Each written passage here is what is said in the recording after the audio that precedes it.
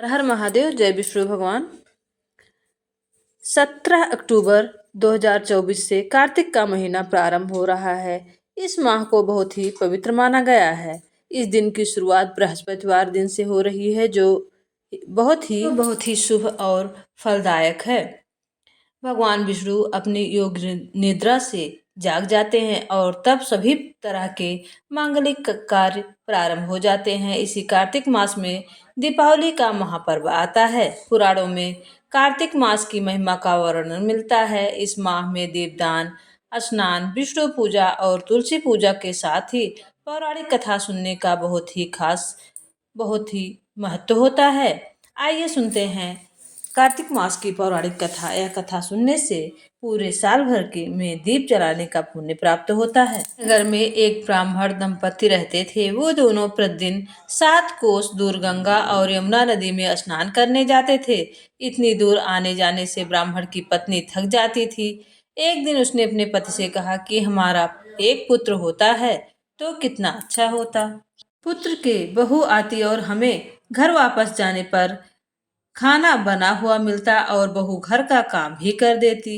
अपनी पत्नी की बात सुनकर ब्राह्मण ने कहा, तूने बात तो सही कही है, चल मैं तेरे लिए बहू ही ला देता हूँ। ब्राह्मण ने कहा कि एक पोटली आटा डालकर कुछ मोहरे रख दे।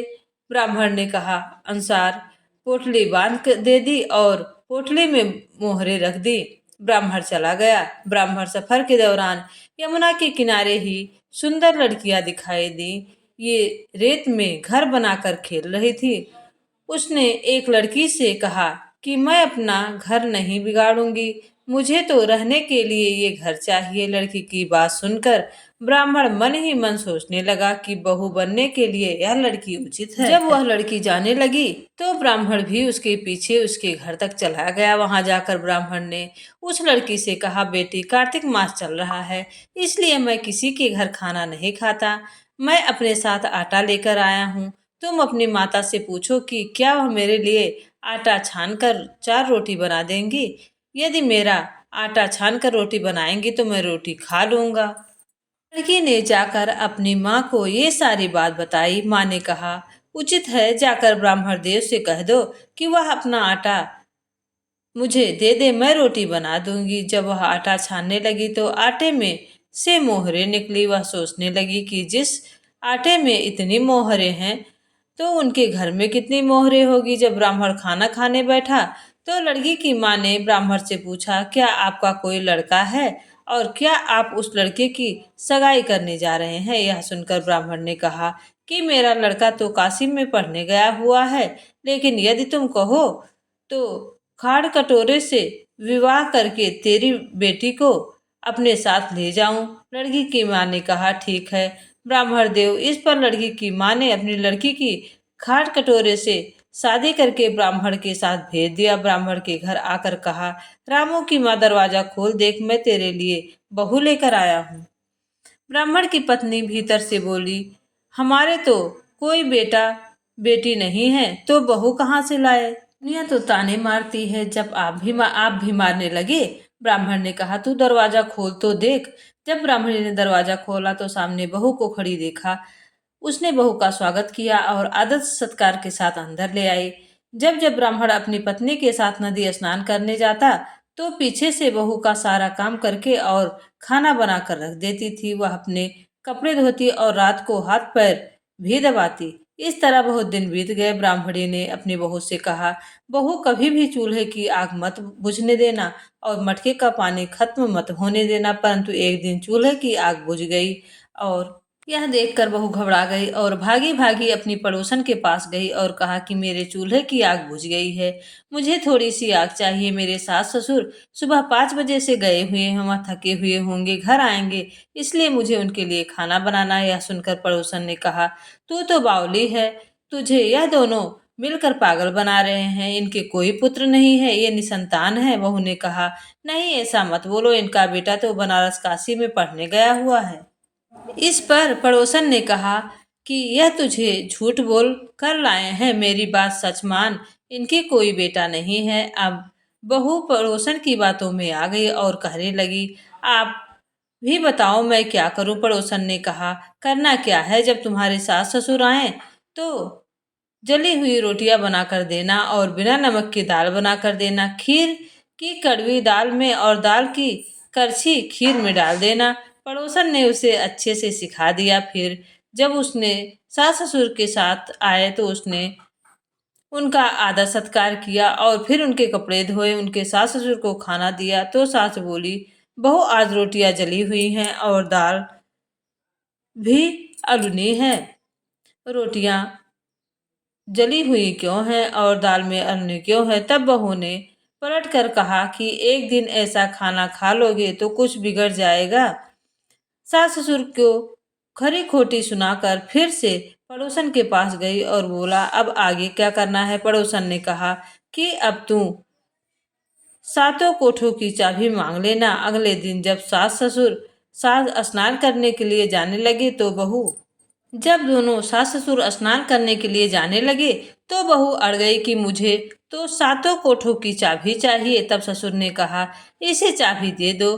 तब सास ने बहू को चाबी दे दी। सास ससुर के जाने के बाद बहू ने दरवाजे खोले तो देखा किसी में अन्न भरा है, किसी में धन भरा है और किसी कोठे में बर्तन पड़े हैं।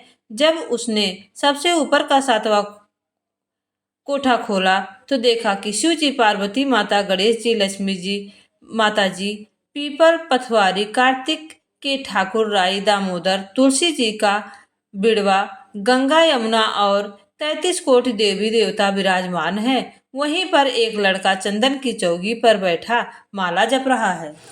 यह सब देखकर उसने लड़के से पूछा कि तुम कौन हो? तब लड़का बोला कि मैं तेरा पति हूँ, अभी दरवाजा बंद कर दे। जब मेरे माता पिता आएंगे तब दरवाजा खोलना, यह देखकर बहुत खुश होंगे। यह सुनकर श्रृंगार कर सुंदर वस्त्र पहनकर अपने सास ससुर का इंतजार करने लगी। उसने अपने सास ससुर के लिए अच्छे अच्छे पकवान बनाए। जब उसने उसके सास ससुर घर पर आए तो उसने उनका आदर सत्कार किया और प्रेम पूर्वक खाना खिलाया और हाथ पैर दबाने लगी।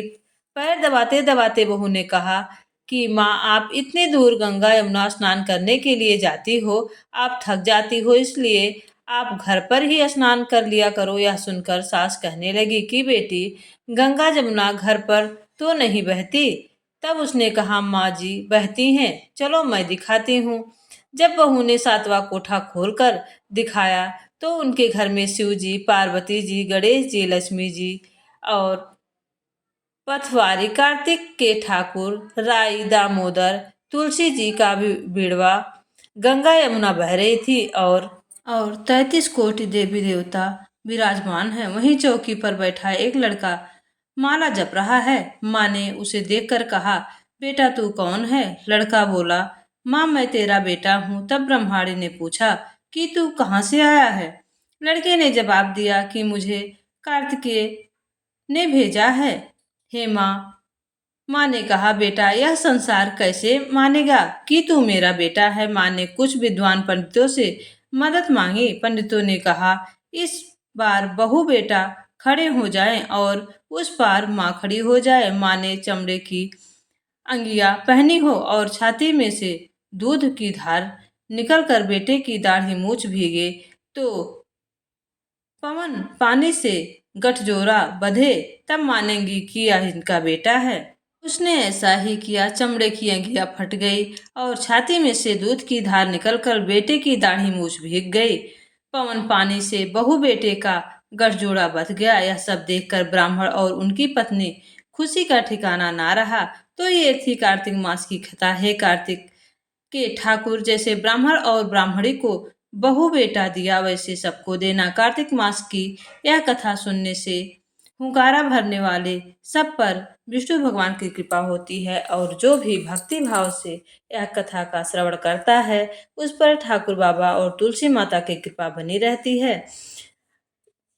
कार्तिक मास में कार्तिक पूर्णिमा सुबह प्रात नहाने से, सुबह 5 बजे के पहले नहाकर तुलसी माता के पास दीपक लगाने से और आंवले के पेड़ के नीचे नीचे दीपक लगाने से और जहाँ आप पवित्र नदी में स्नान करते हैं वहाँ दीपक लगाने से आपकी सभी कष्ट मिट जाते हैं और आपके सभी जो पाप अनजाने में हुए रहते हैं उस पाप से आप मुक्त हो जाते हैं और आपके जीवन में सिर्फ पुण्य ही पुण्य प्रभु लिख देते हैं। जय जय विष्णु भगवान, जय जय विष्णु भगवान।